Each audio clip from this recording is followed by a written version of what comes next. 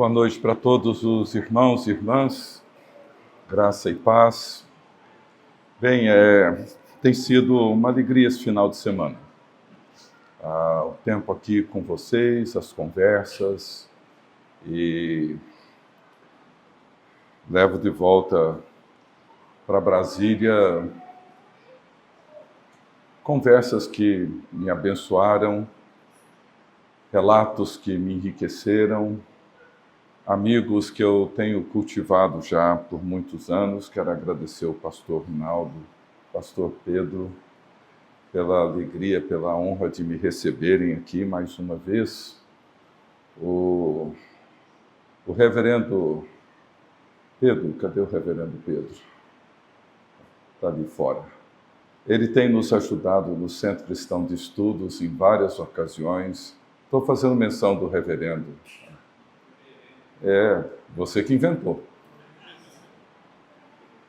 Mas é uma alegria. E nesse final de semana, na data que comemoramos o aniversário da igreja, o tema que me pediram para compartilhar não é exatamente um tema assim próprio para as comemorações do aniversário de uma igreja. Falar sobre sofrimento, sobre a angústia da oração não respondida, do silêncio de Deus, de como nos relacionar com um Deus eterno, nós que somos finitos, mortais, as angústias que isso muitas vezes traz sobre nós, mas como eu sou obediente, foi isso que recomendaram, então estivemos desde ontem à noite refletindo sobre esse tema que é fundamental, ele é crucial para a experiência cristã e que, lamentavelmente, temos muitas vezes negado, ou reprimido, ou sublimado uma realidade tão forte e tão presente na vida de todos nós, que são as angústias, digamos, as angústias espirituais, que muitas vezes nos acometem, a mim, a você e a todo o povo de Deus, em toda a história do povo de Deus. Ontem abrimos esse assunto, exploramos um pouco o Salmo 22 e toda essa realidade que envolve o sofrimento humano. Hoje pela manhã, o Salmo 13, um salmo de lamento. Depois conversamos um pouco sobre a oração que Jesus nos ensinou e como que ela nos ajuda a não viver certas frustrações tão comuns na nossa prática de oração, evitando assim o sono da morte, que é um sono letal, quando nós perdemos a confiança em Deus. Agora à noite eu queria convidá-los a abrirem comigo as suas Bíblias no Salmo 42. Um outro salmo que trata desse mesmo assunto como tantos salmos na Bíblia. Salmo 42, e eu gostaria de ler e peço a atenção dos irmãos. Como suspira a corça pelas correntes de água, assim por ti, ó Deus, suspira a minha alma. A minha alma tem sede de Deus, do Deus vivo. Quando irei e me verei perante a face de Deus? As minhas lágrimas têm sido o meu alimento dia e noite, enquanto me dizem continuamente: o teu Deus, onde está? Lembro-me destas coisas, e dentro de mim se me derrama a alma, de como passava eu com a multidão do povo e os guiava em procissão à casa de Deus, entre gritos de alegria e louvor, multidão em festa. Por que estás abatido, ó minha alma? Por que te perturbas dentro de mim? Espera em Deus, pois ainda o louvarei, a Ele, meu auxílio e Deus meu. Sinto abatida dentro de mim a minha alma. Lembro-me, portanto, de ti nas terras do Jordão e no Monte Hermon e no outeiro de Mizar. Um abismo chama outro abismo ao fragor das tuas catadupas. Todas as tuas ondas e vagas passaram sobre mim. Contudo, o Senhor durante o dia me concede a sua misericórdia e à noite comigo está o seu cântico. Uma oração ao Deus da minha vida. Digo a Deus, minha rocha, por que te olvidaste de mim? Por que hei de andar eu, lamentando sob a opressão dos meus inimigos? Esmigalham-se-me os ossos quando os meus adversários me insultam, dizendo, o teu Deus, onde está? Por que estás abatido, a minha alma? Por que te perturbas dentro de mim? Espere em Deus, pois ainda o louvarei, a Ele, o meu auxílio e Deus meu. Com certeza, muitos de nós já passaram ou conhecem alguém que já passou ou está passando por aquilo que João da Cruz, um místico cristão do século XVI, chamou de A Noite Escura da Alma. Uma coleção de poemas que ele escreveu retratando esses períodos, muitas vezes longos, de angústia.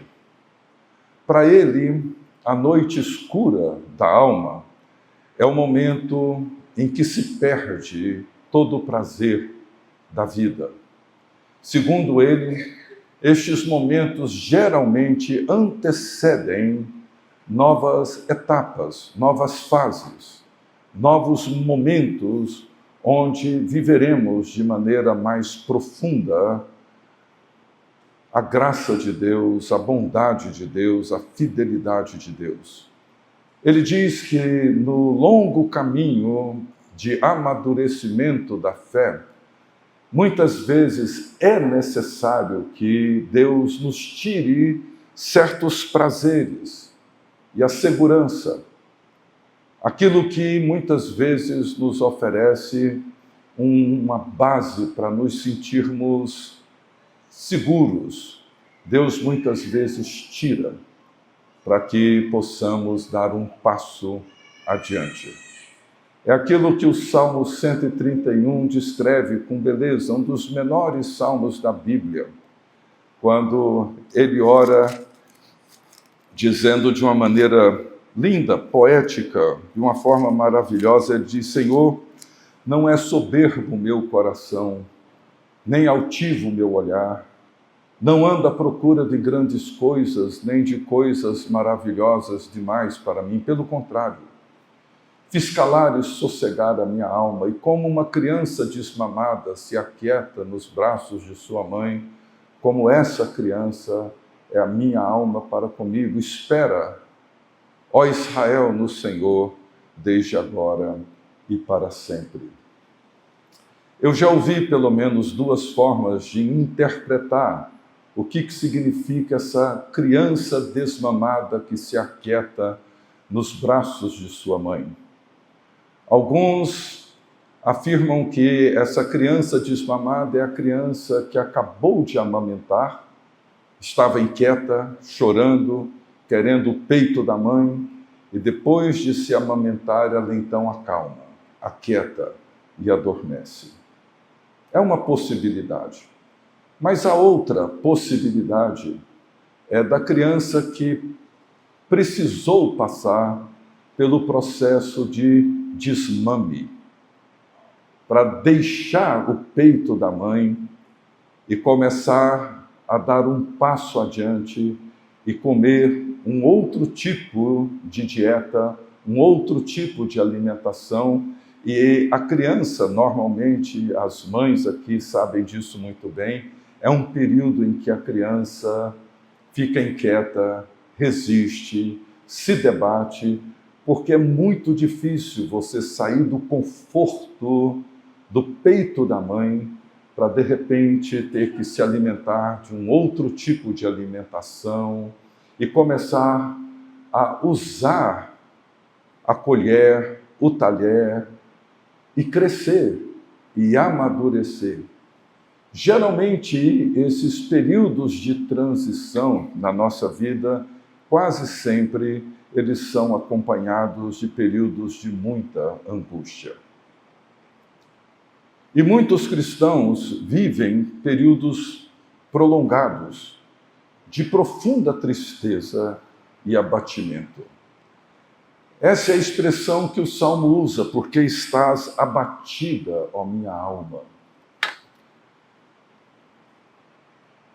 Quando os salmos foram escritos, obviamente, não existia a palavra depressão, como nós conhecemos hoje.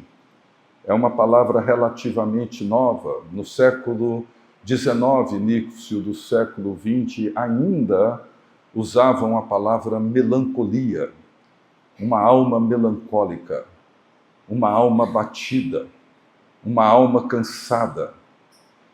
Mas seja qual for a expressão, depressão, melancolia, abatimento, o fato é que isso é uma realidade dolorosíssima, não só para quem vive, mas para todos aqueles que encontram-se em volta da pessoa que passa por esses longos períodos de abatimento.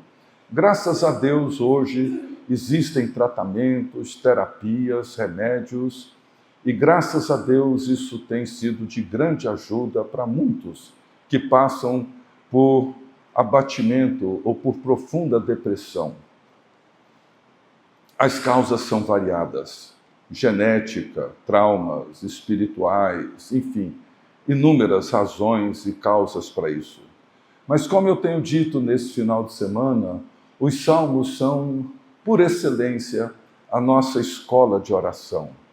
Eles nos ensinam a orar os diferentes estágios emocionais da nossa vida e da nossa experiência e nos ajudam a sermos honestos com Deus, nos ajudam a articular uma linguagem adequada para os diferentes sentimentos e as diferentes emoções. Nós encontramos nos Salmos orações acerca da culpa, da inveja, do ciúme, da ira, da raiva, da depressão, do abatimento, de todo tipo de angústia, como da gratidão, da alegria, do louvor, etc. Os salmos nos ajudam a orar, por isso que precisamos nos voltar sempre para eles como a nossa escola primeira, básica de oração. Como eu mencionei ontem à noite, o bispo Atanásio, do século IV, ele dizia que toda a Bíblia fala a nós, mas os salmos, eles falam por nós. Eles tomam o nosso lugar e colocam diante de Deus essas diferentes situações nas quais nós nos encontramos. E o Salmo 42 é entre tantos outros que expõe a nossa dor, expõe o nosso abatimento, expõe esse estado de depressão que hoje acomete inúmeras pessoas. As expressões são fortes. Verso 3: as minhas lágrimas têm sido o meu alimento dia e noite. Você já viveu ou já viu pessoas vivendo situação assim? Um choro contínuo e sem saber exatamente por que chora. Por que estás abatido, ó minha alma? Por que te perturbas dentro de mim? É uma pergunta que ele repete. Por que estás abatida? Por que encontras perturbada dentro de mim? Verso 6, sinto abatida dentro de mim a minha alma. Verso 7, um abismo chama outro abismo no fragor das tuas catadupas. Todas as tuas ondas e vagas passaram sobre mim. Uma outra versão diz assim: o caos atrai o caos no ritmo das corredeiras. Sua rebentação poderosa me despedaçou e me arrebentou. É uma linguagem fortíssima para esse estado de alma que é tão frequente em nós. Verso 10, esmigalham-se-me os ossos. Verso 11, mais uma vez, por que estás abatido, ó minha alma? Por que te perturbas dentro de mim?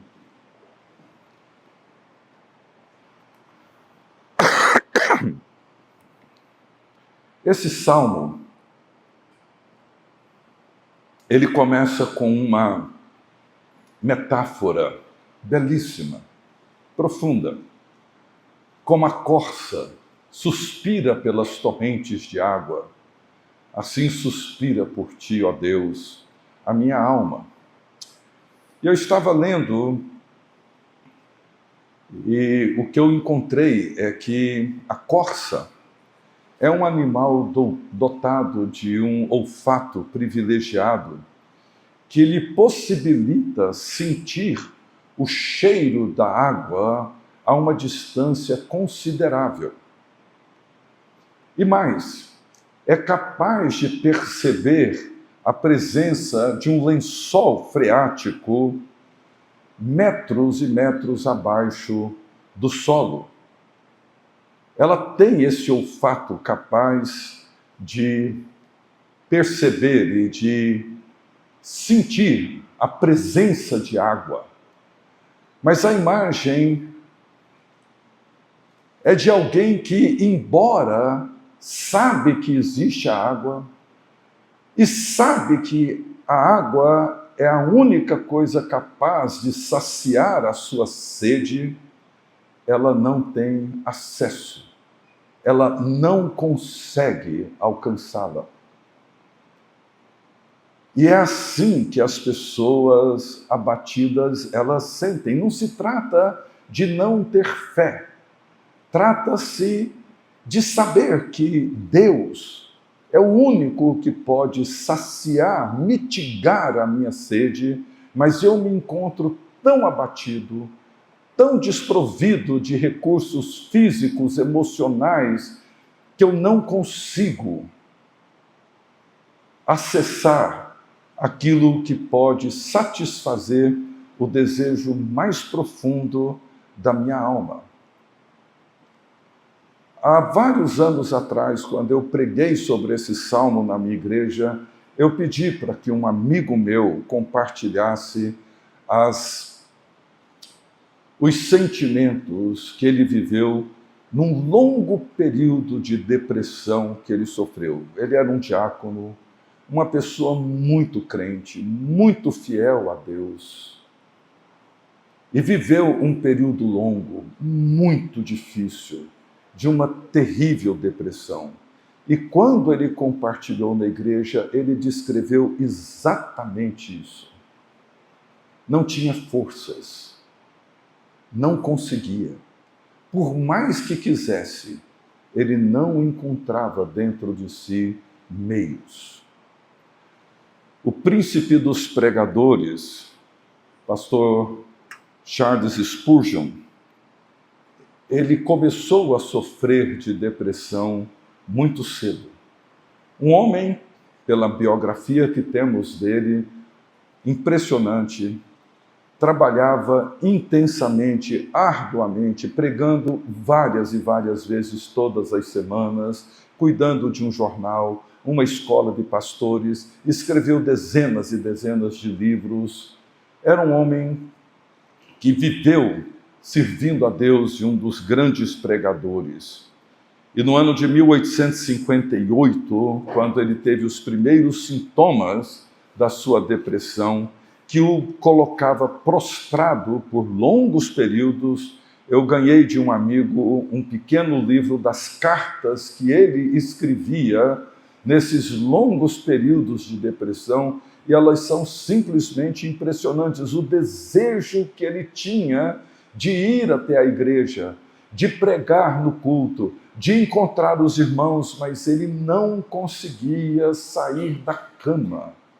Não tinha forças para isso. Queria ler a Bíblia, mas não conseguia. E ele descreve assim o seu estado. Isso um dos grandes pregadores, conhecido como príncipe dos pregadores.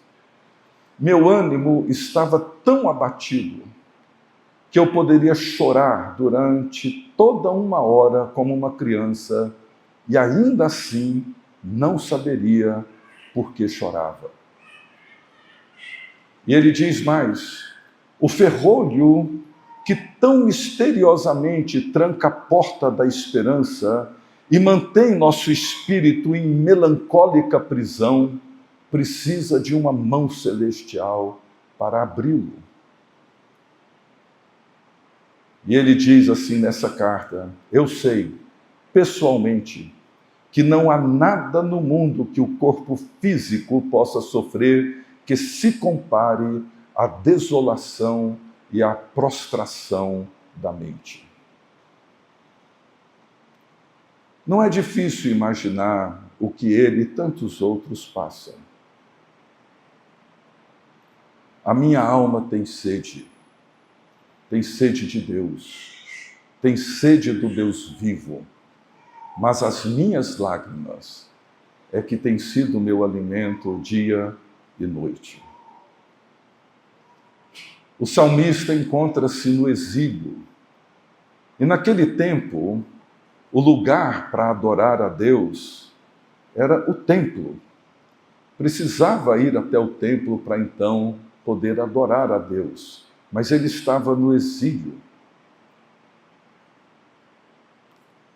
O que impossibilitava-o mais ainda.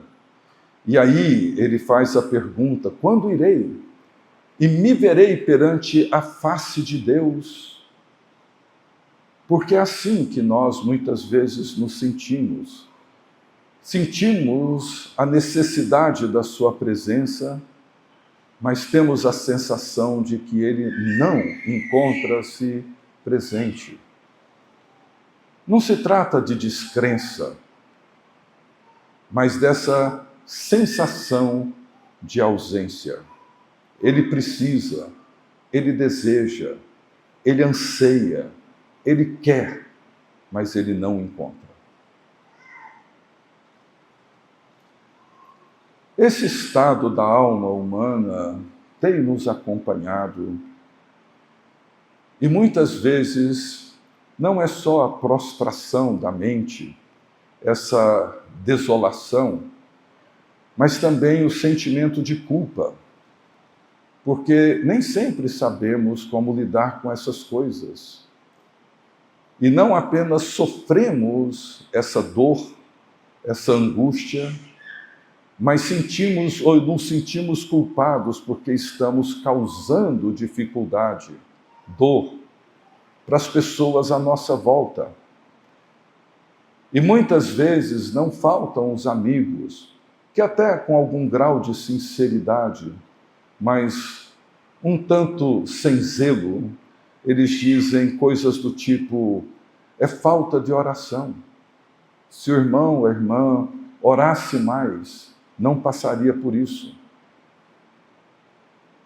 Olha, se você confiasse mais em Deus, tudo isso passaria. Você não estaria nesse estado de prostração. Talvez essa pessoa confie em Deus muito mais do que eu, muito mais do que nós, mas quando agimos assim, nós nos comportamos como aqueles que ficam dizendo e dizendo: o teu Deus, onde está? Que ele descreve como sendo os seus inimigos. Então, meus queridos, esse salmo não é só uma oração para aqueles que encontram-se desolados, mas é também uma oração que nos oferece caminhos. Eu poderia até chamar de terapias, mas nos oferecem talvez algumas dicas para nós lidarmos com a angústia, com a desolação, com o abatimento em situações como essas. Primeiro, ele nos convida, ou pelo menos ele se convida, a buscar na sua memória nas suas lembranças, aquilo que dá esperança, como diz Jeremias em Lamentações. Quero buscar na memória aquilo que me dá esperança. No verso 4 ele diz assim: lembro-me destas coisas e dentro de mim se me derrama a alma, de como passava eu com a multidão de povo e os guiava em procissão à casa de Deus, entre gritos de alegria e louvor, multidão em festa. Ele viveu, como todos nós vivemos, experiências muito vivas, situações muito reais da presença de Deus, do cuidado de Deus, momentos onde ele foi tomado de intensa alegria, de intenso júbilo e caminhava junto com o povo de Deus em festa, louvando, agradecendo a Deus. Essas memórias precisam ser trazidas à luz. Ele se lembra de Deus nas terras do Jordão, no Monte Hermon, no outeiro de Mizar. Ele lembra de todas as palavras de Deus, de todas as experiências vividas com ele e com o seu povo. Porque, meus queridos irmãos e irmãs, a memória, a lembrança, muitas vezes é o único alimento para a alma abatida. O único alimento.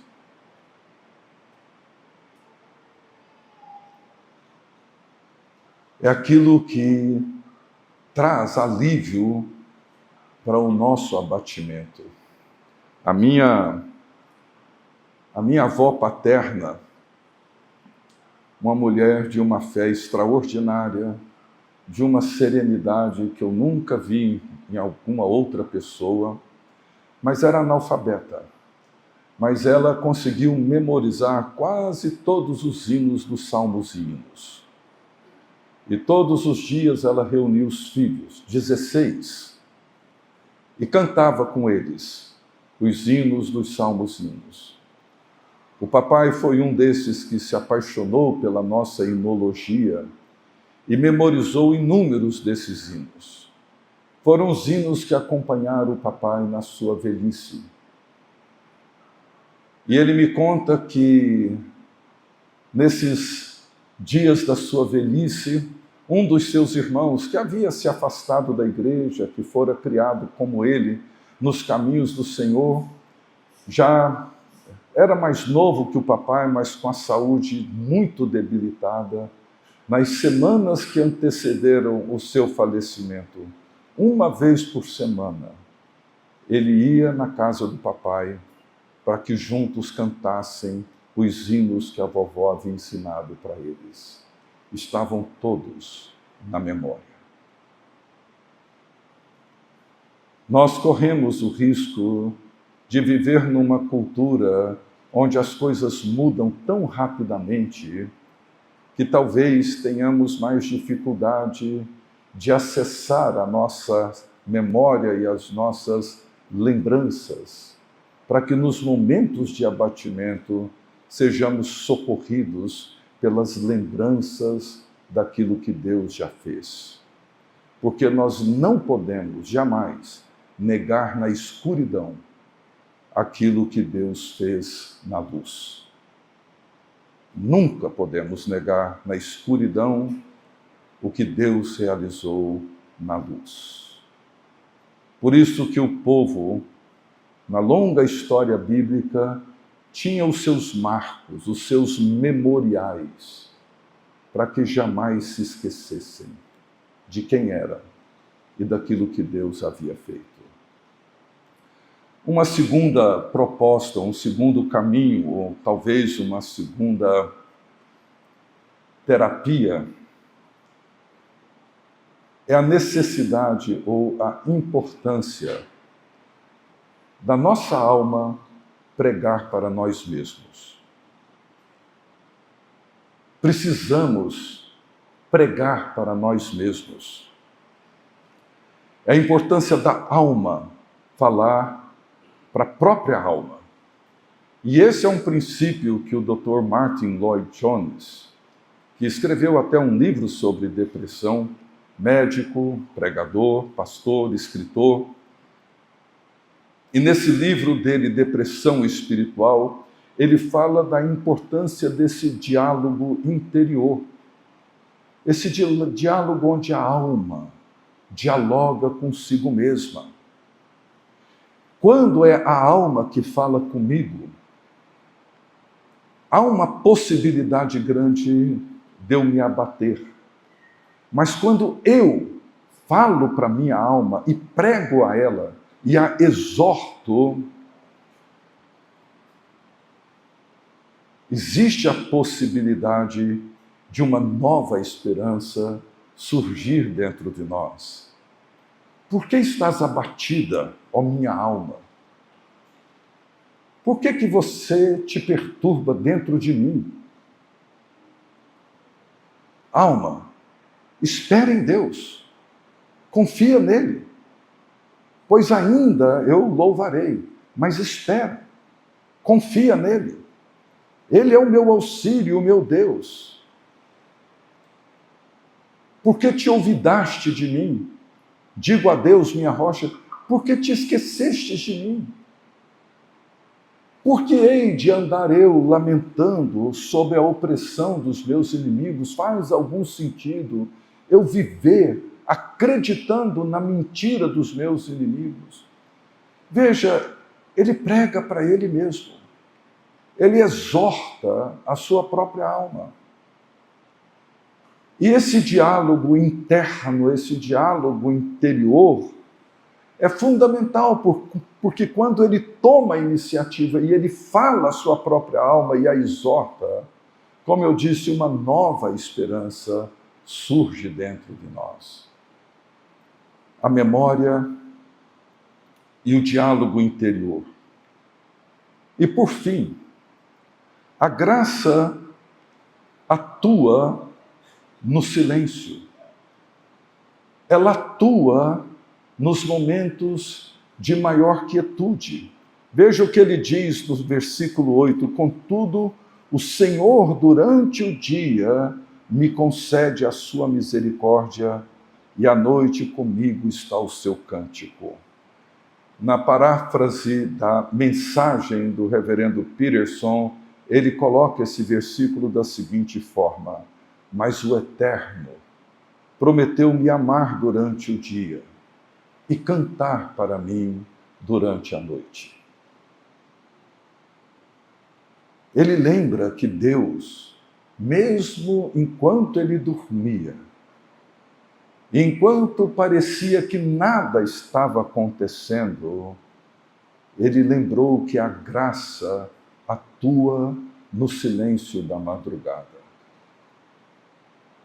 E Deus age, e Deus consola, e Deus canta, e nos anima. É por isso que nesse salmo, ele termina dizendo: espera no Senhor, espera em Deus.